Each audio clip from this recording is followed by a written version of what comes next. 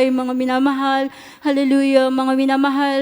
Patotoo ko lang po sa inyo, mga minamahal, way back nung baby pa po ako, mga minamahal, nandyan, months old pa lang ako, mga minamahal. At that time, year 1994, mga minamahal, nagkaroon na po ako ng karamdaman sa aking katawan, nagkaroon po ako ng sugat mula ulo hanggang paa, mga minamahal, naglalangib po yung katawan ko. Yung beloved mama ko, pinakita yung picture sa akin that time na baby pa lang ako, mga minamahal.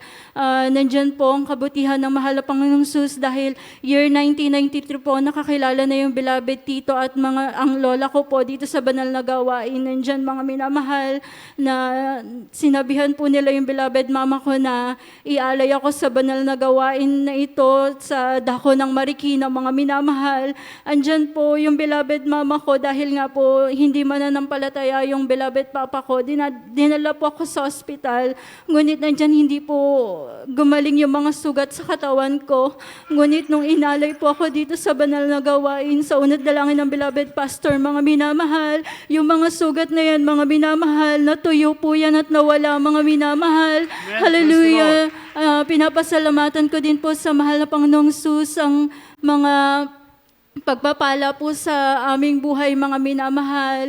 Alalahanin ko lang, mga minamahal, dahil nga po nung time na bago pa lang kami sa banal na gawain, mga minamahal, hindi po sa pagbababa ng aking pamilya, mga minamahal, ngunit sa pagtataas sa ating mahal na Panginoong Jesus, kung gaano siya kabuti sa aming buhay, mga minamahal. Andyan po, nung nagsisimula pa lang kami sa gawain, mga minamahal, isa po kami sa mga indigents ng gawain na ito, mga minamahal. Ang beloved lola ko po, ang dala lang po niyang pamasahe papunta. Ang pauwi po namin, nandyan, mga minamahal, humihingi po kami sa mga workers, mga minamahal. Andyan po, patuloy lang po sa pagdalo dahil ang aral nga po ng ating beloved pastor, magpatuloy dumalo. Hallelujah. Nandyan po, hindi po bulag ang ating mahal na Panginoong Jesus. Nandyan, mga minamahal, year 2007, mga minamahal.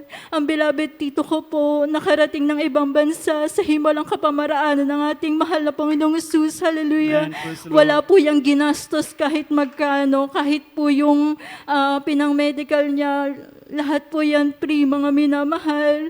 Andyan sa hindi po namin lubos maisip kung paano kami pinagpala, pero napakabuti na ating mahal na Panginoong Sus sa pagpapalang yan, mga minamahal, dahil nakarating nga po na ibang bansa yung beloved tito ko na unang nakakilala dito sa banal na gawain. Yung pagpapalang, yung mga minamahal, yung bahay namin, dahil sa ako po talaga nakatira ko sa lola ko, mga minamahal, siya po yung nag-alaga sa akin, mga minamahal. Yung bahay namin, pagpasok mo, although bato siya, mga minamahal, pagpasok mo, makikita mo na kaagad yung kusina. Nandyan, mga minamahal, pag naligo yung kapitbahay namin, yung tubig, mga minamahal ng kapitbahay namin na CR nila, tumatagos doon sa pader namin, mga minamahal.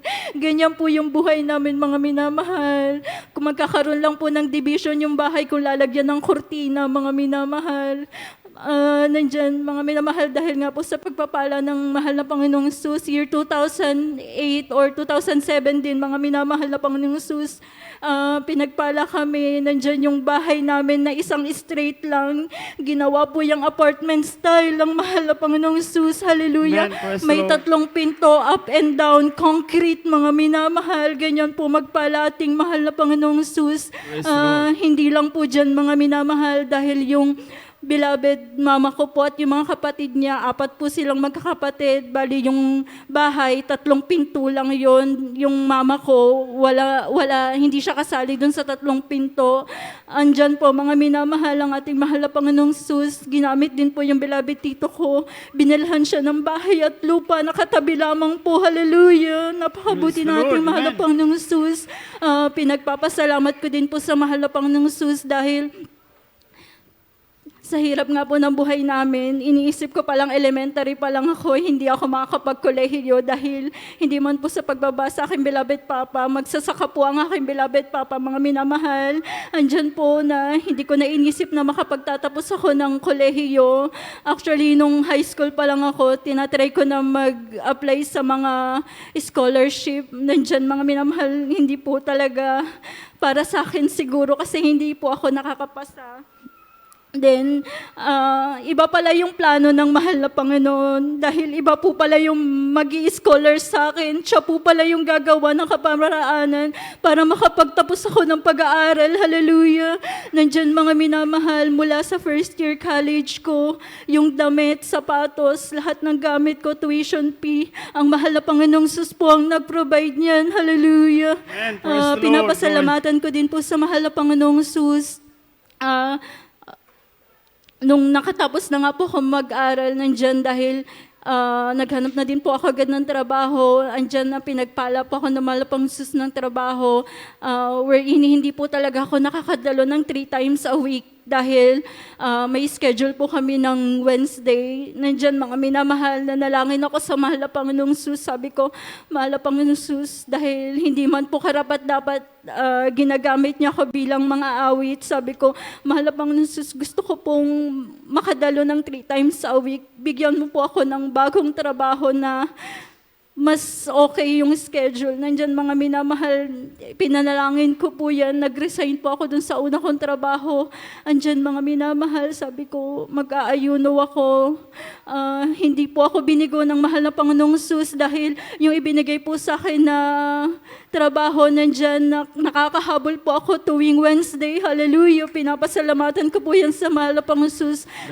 Nakadalo na po ako ng 3 times a week. Hallelujah! Amen. Praise the Lord. Pinapasalamatan ko din po sa mahal na Panginoong Sus sa mga pagpapala po niya sa amin sa araw-araw, mga minamahal, dahil ako po at beloved husband ko po, araw-araw po talaga kami nagmumotor papasok at saka pauwi ng aming tahanan, mga minamahal. Nandyan po sa daan kahit maingat ka mag-drive, ngunit yung kasunod mo hindi maingat, andyan talaga yung aksidente. Pero pinapasalamatan ko po sa mahal na Panginoong Sus ang mga pag-iingat niya sa araw-araw. Hallelujah! Hindi po niya kami pinababayaan. Pinapasalamatan ko din po sa mahal na Panginoong Sus ang mga pagpapalang physical, financial, material at lalo't higit sa pagpapalang